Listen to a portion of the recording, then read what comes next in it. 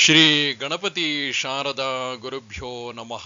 ಶ್ರೋತೃಗಳಿಗೆ ಸ್ವಾಮಿ ಚಿನ್ಮಯಾನಂದರ ವ್ಯಾಖ್ಯಾನ ಸಹಿತ ಅಷ್ಟಾವಕ್ರ ಗೀತೆಯ 3ನೇ ಅಧ್ಯಾಯದಲ್ಲಿ 1ರಿಂದ 7ರವರೆಗಿನ ಶ್ಲೋಕಗಳ ಶ್ರವಣಕ್ಕೆ ಸ್ವಾಗತ. ಅಥ ತೃತೀಯೋಧ್ಯಾಯಃ. ಎಲ್ಲ ಉಪನಿಷತ್ತುಗಳ ಉದ್ಘೋಷವು ನಾನು ವಾಸ್ತವದಲ್ಲಿ ಬ್ರಹ್ಮನೇ ಆಗಿದ್ದೇನೆ ಎಂಬುದಾಗಿದೆ. ಈ ಜ್ಞಾನದಲ್ಲಿ, ಅಂದರೆ ಅದ್ವೈತಾವಸ್ಥೆಯಲ್ಲಿ ನೆಲೆ ನಿಂತ ವ್ಯಕ್ತಿ ನಾನಾತ್ವದ ಪ್ರಪಂಚದಲ್ಲಿ ಜೀವಿಸುತ್ತಿದ್ದರೂ ಅದು ಕೇವಲ ಆಭಾಸ ಮಾತ್ರ ಎಂದು ಅರಿತಿರುತ್ತಾನೆ. ಸಾವಿನ ಭಯ, ನೋವುಂಟು ಮಾಡುವ ಸಂಬಂಧಗಳು, ಲೋಭದಿಂದ ಆದ ದಣಿವು, ಉದ್ವೇಗದಿಂದ ಉಂಟಾದ ಸಿಟ್ಟು, ಇವುಗಳೆಲ್ಲ ಆತ್ಮಜ್ಞಾನದಿಂದ ಕೊನೆಗೊಳ್ಳುತ್ತವೆ. ಶುದ್ಧ ಚೈತನ್ಯವು ಅವನ ಬದುಕನ್ನು ಆನಂದ ಸಾಗರದಲ್ಲಿ ತೇಲಿಸಿ ವೈಭವೀಕರಿಸುತ್ತದೆ. ಆತ ಆತ್ಮಜ್ಞಾನದ ಕಾರಣದಿಂದಾಗಿ ಸದಾ ಸೌಂದರ್ಯವನ್ನು ಎಲ್ಲೆಲ್ಲೂ ಕಾಣುತ್ತಾನೆ. ಈ ಅಧ್ಯಾಯದಲ್ಲಿ ಅಷ್ಟಾವಕ್ರನು ಜನಕನನ್ನು ಆತನಲ್ಲಿರುವ ರಾಜ್ಯಾಡಳಿತದ ತಲ್ಲೀನತೆಯನ್ನು ಖಂಡಿಸುತ್ತಾನೆ. ಜನಕನು ಆತ್ಮಜ್ಞಾನವನ್ನು ಪಡೆದಿದ್ದರೂ ಅಷ್ಟಾವಕ್ರನು ಕಟುವಾಗಿ ಆತನನ್ನು ಟೀಕಿಸುತ್ತಾನೆ. ಮನಸ್ಸನ್ನು ದಾಟಿದ ಆತ್ಮನಲ್ಲಿ ನೆಲೆ ನಿಂತ ವ್ಯಕ್ತಿಗೆ ಪ್ರಪಂಚವು ಕೇವಲ ನಾಮರೂಪಾತ್ಮಕವೆಂದು ಅರಿತಿರಲು ಆತ ಹೇಗೆ ತಾನೇ ಬಾಹ್ಯ ಪ್ರಪಂಚದಲ್ಲಿ ಕರ್ತವ್ಯವೆಂದು ತಿಳಿದು ತನ್ನನ್ನು ತೊಡಗಿಸಿಕೊಳ್ಳಲು ಸಾಧ್ಯ? ರಾಜನಾದವನು ಆಡಂಬರದ ಹಾಗೂ ತೋರಿಕೆಯ ಜೀವನವನ್ನು ನಡೆಸಬೇಕಾಗುತ್ತದೆ. ಉದ್ವೇಗಕ್ಕೆ ಒಳಗಾಗಬೇಕಾಗುತ್ತದೆ. ಸಂಭ್ರಮಗಳಲ್ಲಿ ಪಾಲ್ಗೊಳ್ಳಬೇಕಾಗುತ್ತದೆ. ರಾಜ್ಯಾಡಳಿತದ ಬಗ್ಗೆ ಚಿಂತಿಸಬೇಕಾಗುತ್ತದೆ. ಕಾನೂನು ಹಾಗೂ ವ್ಯವಸ್ಥೆಯನ್ನು ಕಾಪಾಡಬೇಕಾಗುತ್ತದೆ. ಇವುಗಳು ರಾಜನನ್ನು ಬಿಟ್ಟಾಗಲಿ ಅಥವಾ ರಾಜನೇ ಇವುಗಳನ್ನು ಬಿಟ್ಟಾಗಲಿ ಇರಲಿಕ್ಕೆ ಸಾಧ್ಯವಿಲ್ಲ. ಆತ್ಮನ ದೃಷ್ಟಿಯಿಂದ ಜಗತ್ತನ್ನು ನೋಡಿದಾಗ ಅದು ಕೇವಲ ಆಭಾಸ ಮಾತ್ರವಾಗಿದೆ. ಹೀಗಿರಲು ಒಬ್ಬ ಸಾಧಕನು ಅದರಲ್ಲಿ ತನ್ನನ್ನು ತೊಡಗಿಸಿಕೊಳ್ಳುವುದು ಎಂದರೆ ಅವನಲ್ಲಿರುವ ಅಧ್ಯಾತ್ಮದ ಅಜ್ಞಾನವೇ ಕಾರಣವೆಂದು ತಿಳಿಯಬೇಕಾಗುತ್ತದೆ. ಈ ರೀತಿಯ ತರ್ಕ ಸರಣಿಯು ಜನಕನನ್ನು ಪರೀಕ್ಷಿಸಲು ಅಷ್ಟಾವಕ್ರನು ಮಾಡಿದ ಸಂಚು ಇದಾಗಿದ್ದು, ಆತನ ಆಂತರಿಕದಲ್ಲಿ ಆತ್ಮಜ್ಞಾನವು ಯಾವ ಹಂತದಲ್ಲಿದೆ ಎಂಬುದನ್ನು ತಿಳಿಯುವುದರ ಸಲುವಾಗಿ ಅಷ್ಟೇ. ಈ ಅಧ್ಯಾಯದಲ್ಲಿ ಅಷ್ಟಾವಕ್ರನ ಈ ತರ್ಕ ಸರಣಿಗೆ ಮುಂದೆ ಜನಕನ ಉತ್ತರಗಳನ್ನು ನಾವು ಗಮನಿಸಬಹುದು. 3ನೆಯ ಹಾಗೂ 4ನೆಯ ಅಧ್ಯಾಯಗಳನ್ನು ಅಧ್ಯಾತ್ಮದ ಸಾಧಕ ಒಟ್ಟಾಗಿ ಅಧ್ಯಯನ ಮಾಡಬೇಕು. ಇಲ್ಲಿಯ ವಿಚಾರ ಸರಣಿ ಅದ್ವೈತ ಜಿಜ್ಞಾಸುಗಳಿಗೆ ವಾಸ್ತವದ ದರ್ಶನವನ್ನು ಮಾಡಿಸುವುದರಲ್ಲಿ ಸಂಶಯವಿಲ್ಲ. ಅಣಕಿಸುವ ಹಾಗೂ ಲೇವಡಿ ಮಾಡುವ ಅಷ್ಟಾವಕ್ರನ ಈ ಮಾತುಗಳು ಸಾಧಕನ ಅಂತರಂಗವನ್ನು ನೋಯಿಸುವುದರಲ್ಲಿ ಯಾವ ಸಂದೇಹವೂ ಇಲ್ಲ. ಯಾವ ವ್ಯಕ್ತಿ ಆತ್ಮಸ್ವರೂಪದಲ್ಲಿ ನಿಂತಿದ್ದಾನೋ ಅಂತಹವನಿಗೆ ಈ ಪ್ರಚೋದನೆಗಳು ಏನನ್ನೂ ಮಾಡುವುದಿಲ್ಲ. ಅಷ್ಟಾವಕ್ರ ಉವಾಚ ಅವಿನಾಶಿನಮಾತ್ಮಾನಮೇಕಂ ವಿಜ್ಞಾಯ ತತ್ವತಃ ತವಾತ್ಮಜ್ಞಾನಸ್ಯ ಧೀರಸ್ಯ ಕಥಮರ್ಥಾರ್ಜನೆ ರತಿಃ. ಅದ್ವೈತ ರೂಪವಾದ ಅವಿನಾಶಿಯಾದ ಆತ್ಮನನ್ನು ತತ್ವತಃ, ಅಂದರೆ ಯಥಾರ್ಥವಾಗಿ ನೀನು ಅರಿತ ಮೇಲೆ ಧೀರನಾಗಿರುವವನು, ಆತ್ಮವನ್ನು ಅರಿತಿರುವವನು ಆದ ನೀನು ಹಣ ಸಂಗ್ರಹದಲ್ಲಿ ಆಸಕ್ತನಾಗಿರಲು ಹೇಗೆ ತಾನೇ ಸಾಧ್ಯ? ಆತ್ಮಜ್ಞಾನಿಯಾದ ಜನಕನು ಅಷ್ಟಾವಕ್ರನಿಂದ ಜ್ಞಾನವನ್ನು ಪಡೆದ ಮೇಲೂ ಸಹ ರಾಜನಾಗಿ ಮಿಥಿಲೆಯಲ್ಲಿ ಮುಂದುವರಿಯುತ್ತಿದ್ದ. ಅಷ್ಟಾವಕ್ರನು ಈ ಶ್ಲೋಕಗಳಲ್ಲಿ ಜನಕನನ್ನು ಅಣಕಿಸುತ್ತಾ, ಲೇವಡಿ ಮಾಡುತ್ತಾ ಆತನ ಆಂತರಿಕ ಜ್ಞಾನದ ಸ್ಥಿರತೆಯನ್ನು ಪರೀಕ್ಷಿಸುತ್ತಿದ್ದಾನೆ. ಈ ಜ್ಞಾನವನ್ನು ಪಡೆದವನು ಬಾಹ್ಯ ಜಗತ್ತಿನಲ್ಲಿ ರಾಜನಂತೆ ವರ್ತಿಸಲು ಕಷ್ಟ ಎಂಬುದು ಅಷ್ಟಾವಕ್ರನ ನಿಲುವು. ಆತ್ಮನು ಅವಿನಾಶಿ ಎಂದು ಅರಿತ ಮೇಲೆ ಜಗತ್ತಿನಲ್ಲಿ ಹೇಗೆ ತಾನೇ ಸಂಪೂರ್ಣವಾಗಿ ವ್ಯವಹಾರದಲ್ಲಿ ತೊಡಗಿಸಿಕೊಳ್ಳಲು ಸಾಧ್ಯ? ಹಣವನ್ನು ಗಳಿಸುವುದು, ಹಣವನ್ನು ವ್ಯಯ ಮಾಡುವುದು, ರಾಜಕೀಯದಲ್ಲಿ ತೊಡಗುವುದು, ಸಮಾಜ ವ್ಯವಸ್ಥೆಯನ್ನು ಕಾಪಾಡುವುದರಲ್ಲಿ ತಲ್ಲೀನನಾಗುವುದು, ಶಿಸ್ತು ಹಾಗೂ ಕಾನೂನನ್ನು ಪಾಲಿಸುವುದು, ಈ ಎಲ್ಲ ಕರ್ಮಗಳಲ್ಲಿ ತಪ್ಪು ನಡೆಯುವ ಸಾಧ್ಯತೆ ಹೆಚ್ಚಿರುವುದರಿಂದ ಅಷ್ಟಾವಕ್ರನು ಪ್ರಶ್ನಿಸುತ್ತಿದ್ದಾನೆ, ಆತ್ಮಜ್ಞಾನಿಯಾದವನು ಹೇಗೆ ತಾನೇ ಇವುಗಳಲ್ಲಿ ಆಸಕ್ತನಾಗಿರಲು ಸಾಧ್ಯ ಎಂದು. ಆತ್ಮಜ್ಞಾನಾದಹೋ ಪ್ರೀತಿರ್ವಿಷಯ ಭ್ರಮಗೋಚರೇ ಶುಕ್ತೇರಜ್ಞಾನತೋ ಲೋಭೋ ಯಥಾ ರಜತ ವಿಭ್ರಮೇ. ಹೇಗೆ ಕಪ್ಪೆ ಚಿಪ್ಪಿನ ಅಜ್ಞಾನದಿಂದ ಬೆಳ್ಳಿ ಎಂಬ ಭ್ರಮೆ ಲೋಭದಿಂದ ಹುಟ್ಟುತ್ತದೆಯೋ ಹಾಗೆ ಆತ್ಮಜ್ಞಾನದ ಅಜ್ಞಾನದಿಂದಾಗಿ ಅಹೋ ಭ್ರಮಾರೂಪಿ ವಿಷಯಗಳಲ್ಲಿ ಲೋಭವು ಹುಟ್ಟುತ್ತದೆ. ಹಿಂದಿನ ಶ್ಲೋಕದ ವಿಚಾರವನ್ನೇ ವಿಸ್ತರಿಸುತ್ತಾ ಅಷ್ಟಾವಕ್ರನು ಇಲ್ಲಿ ಆತ್ಮಜ್ಞಾನದ ಅಜ್ಞಾನವೇ ಬಾಹ್ಯ ಪ್ರಪಂಚದಲ್ಲಿ ಅಹಂಕಾರಿಯಾಗಿ ಆಭಾಸರೂಪಿ ವಿಷಯಗಳಲ್ಲಿ ತೊಡಗಿಸಿಕೊಳ್ಳಲು ಕಾರಣವಾಗುತ್ತದೆ ಎನ್ನುತ್ತಿದ್ದಾನೆ. ಒಂದು ವೇಳೆ ಜನಕನು ಆತ್ಮಜ್ಞಾನಿಯಾಗಿದ್ದರೆ ಬಾಹ್ಯ ಪ್ರಪಂಚದಲ್ಲಿ ಅಂದರೆ ರಾಜ್ಯಾಡಳಿತ ಮುಂತಾದವುಗಳಲ್ಲಿ ಆಸಕ್ತಿ ಹೊಂದಲು ಸಾಧ್ಯವಾಗುತ್ತಿರಲಿಲ್ಲ. ಆತನು ನನಗೆ ನಿಮ್ಮ ಉಪದೇಶವು ಅರಿವಾಗಿದೆ, ನಾನು ಆತ್ಮವನ್ನು ಯಥಾರ್ಥವಾಗಿ ಅರಿತಿರುವೆ ಎನ್ನುತ್ತಿದ್ದಾನೆ. ಆದರೆ ರಾಜನಾಗಿ ತನ್ನ ಕರ್ತವ್ಯವನ್ನು ಮುಂದುವರೆಸುತ್ತಾ ಧನ ಸಂಗ್ರಹದಲ್ಲಿಯೂ ತೊಡಗಿದ್ದಾನೆ. ಈ ಪ್ರಾಪಂಚಿಕ ವಿಷಯಗಳಲ್ಲಿ ತೊಡಗುವಿಕೆ ಹಾಗೂ ಆತ್ಮಜ್ಞಾನ ಒಂದಕ್ಕೊಂದು ವಿರೋಧವಲ್ಲವೇ? ಕಪ್ಪೆ ಚಿಪ್ಪಿನ ಅಗ್ರಹಣವೇ ಹೇಗೆ ಬೆಳ್ಳಿಯ ಅನ್ಯಥಾ ಗ್ರಹಣಕ್ಕೆ ಕಾರಣವಾಗುತ್ತದೋ ಅದೇ ರೀತಿ ಆತ್ಮಜ್ಞಾನದ ಅಜ್ಞಾನವು ಬಾಹ್ಯ ಪ್ರಪಂಚದಲ್ಲಿ ತಲ್ಲೀನನಾಗಲು ಕಾರಣವಾಗುತ್ತದೆ. ಅಜ್ಞಾನದ ಕಾರಣದಿಂದ ವ್ಯಕ್ತಿ ಕಪ್ಪೆ ಚಿಪ್ಪನ್ನು ಬೆಳ್ಳಿ ಎಂದು ಭ್ರಮಿಸಿ ಲೋಭದಿಂದ ತೆಗೆದುಕೊಳ್ಳುತ್ತಾನೆ. ಜನಕನನ್ನು ಅಣಕಿಸಲು ಅಷ್ಟಾವಕ್ರನು ನೀನು ಆ ರಾಜ್ಯಾಡಳಿತಕ್ಕೆ ಅಂಟಿಕೊಂಡಿರುವುದು ನಿನ್ನ ಆತ್ಮಜ್ಞಾನದ ಅಭಾವದಿಂದಾಗಿ ಎಂದು ಹೇಳುತ್ತಿದ್ದಾನೆ. ವಿಶ್ವಂ ಸ್ಫುರತಿ ಯತ್ರೇದಂ ತರಂಗಾ ಇವ ಸಾಗರೇ ಸೋಹಮಸ್ಮೀತಿ ವಿಜ್ಞಾಯ ಕಿಂ ದೀನ ಇವ ಧಾವಸೆ. ಹೇಗೆ ಸಾಗರದಲ್ಲಿ ಅಲೆಗಳು ಹುಟ್ಟುತ್ತವೆಯೋ ಹಾಗೆ ವಿಶ್ವವು ನಿನ್ನಲ್ಲಿ ಹುಟ್ಟುತ್ತದೆ ಎಂದು ಅರಿತ ಮೇಲೆ ದೀನನಂತೆ ಏಕೆ ಅದರ ಹಿಂದೆ ಓಡುವೆ? ಅತೃಪ್ತವಾದ ಅಹಂಕಾರವು ತನ್ನ ಇಂದ್ರಿಯಗಳ ಸುಖಕ್ಕಾಗಿ ಸಾಮಾನ್ಯವಾಗಿ ಬಾಹ್ಯ ವಿಷಯಗಳನ್ನು ಬಯಸಿ ಅದರತ್ತ ಸಾಗುತ್ತದೆ. ಹೇಗಾದರೂ ಮಾಡಿ ಅವುಗಳನ್ನು ತನ್ನದಾಗಿ ಮಾಡಿಕೊಳ್ಳುವ ಬಯಕೆ ಅತೃಪ್ತ ಮನಸ್ಸಿಗೆ ಸಹಜವಾಗಿರುತ್ತದೆ. ಅವುಗಳನ್ನು ನಾನು ಸದಾ ಭೋಗಿಸಿ ಬದುಕಿರುವಷ್ಟು ಸಮಯ ಆನಂದವನ್ನು ಹೊಂದುವೆ.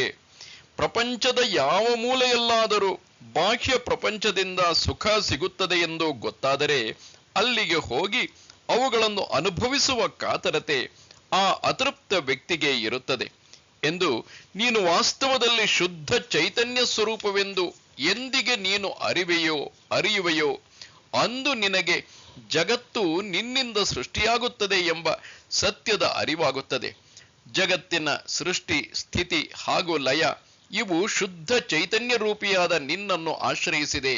ಹೇಗೆ ಸಮುದ್ರದಲ್ಲಿ ಅಲೆಗಳು ಹುಟ್ಟಿ ಕೆಲಕಾಲ ಇದ್ದು ಕೊನೆಗೆ ಸಮುದ್ರದಲ್ಲಿಯೇ ಲೀನವಾಗುತ್ತದೋ ಅದೇ ರೀತಿ ಜಗತ್ತು ನಿನ್ನಲ್ಲಿ ಕ್ರೀಡಿಸುತ್ತದೆ. ಇದು ಹೀಗಿರಲು ಏಕೆ ನೀನೇ ಸೃಷ್ಟಿಸಿದ ಜಗತ್ತಿನ ಹಿಂದೆ ಓಡುವೆ? ಅದರಿಂದ ಸುಖವನ್ನು ಬಯಸುವೆ, ಅದರಲ್ಲಿ ಕಷ್ಟಪಡುವೆ. ಮಿಥ್ಯಾರೂಪಿ ಜಗತ್ತಿನಲ್ಲಿ ನೊಂದು ಬೆಂದು ಏಕೆ ನೀನು ಬಳಲುವೆ? ದೀನನು ಅಜ್ಞಾನದಲ್ಲಿ ವಾಸ್ತವದ ಸ್ವರೂಪವನ್ನು ತಿಳಿಯದೆ ತನ್ನನ್ನು ತಾನು ದುಃಖಿ ಎಂದು ತಿಳಿಯುತ್ತಾನೆ.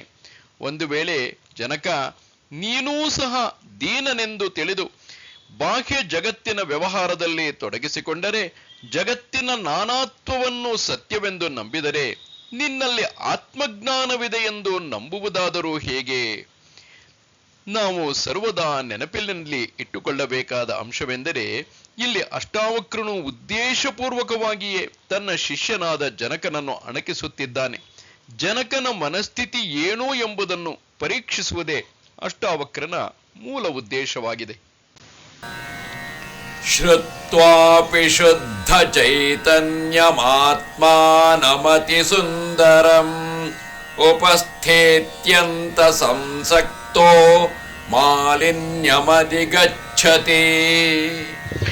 ಶುದ್ಧ ಚೈತನ್ಯ ರೂಪವಾದ ಆತ್ಮವು ಅತಿ ಸುಂದರವೆಂದು ಕೇಳಿ ಅನುಭವಿಸಿಯಾದ ಮೇಲೂ ಹೇಗೆ ತಾನೇ ವ್ಯಕ್ತಿ ಕಾಮಕ್ಕೆ ವಶನಾಗಿ ಮಲಿನತೆಯನ್ನು ಹೊಂದುತ್ತಾನೆ. ಬೌದ್ಧಿಕ ಮಟ್ಟದಲ್ಲಿ ಆತ್ಮನ ಸ್ವರೂಪದ ಅನುಸಂಧಾನವು ಸಾಧಕನಿಗೆ ಉನ್ನತವಾದ ಆನಂದವನ್ನು ಉಂಟುಮಾಡುತ್ತದೆ.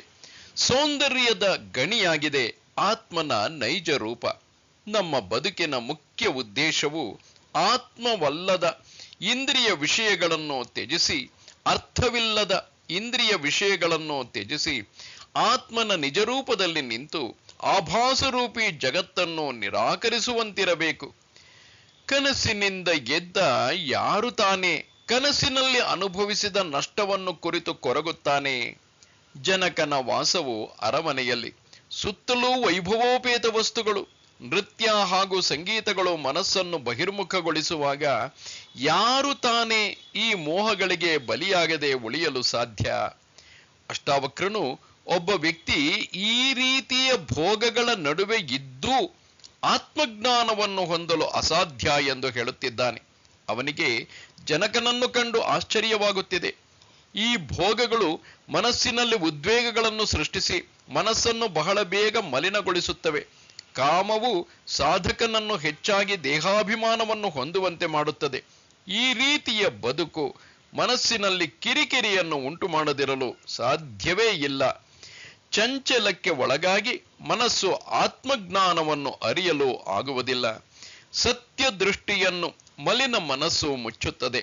ಈ ಕಾರಣಗಳಿಂದ ಸಾಧಕನು ಮನಸ್ಸಿನ ಮಾಲಿನ್ಯತೆಯನ್ನು ಹೊಂದುತ್ತಾನೆ ಎಂದು ಅಷ್ಟಾವಕ್ರನು ಹೇಳುತ್ತಿರುವನು. ಸರ್ವಭೂತೇಷು ಚಾತ್ಮಾನಂ ಸರ್ವಭೂತಾನಿ ಚಾತ್ಮನಿ ಮುನೇರ್ಜಾನತ ಆಶ್ಚರ್ಯಂ ಮಮ ತ್ವಮನುವರ್ತತೆ. ಸರ್ವ ಜೀವಿಗಳಲ್ಲಿ ಆತ್ಮನನ್ನು ಹಾಗೂ ಆತ್ಮನಲ್ಲಿ ಸರ್ವ ಜೀವಿಗಳನ್ನು ಕಂಡ ಮೇಲೆ ಮುನಿಗೆ ಮಮತಾಭಾವ ಎಂದರೆ ನನ್ನದು ಎಂಬ ಭಾವನೆ ಮುಂದುವರಿಯುತ್ತದೆಂದರೆ ಆಶ್ಚರ್ಯವೇ ಸರಿ.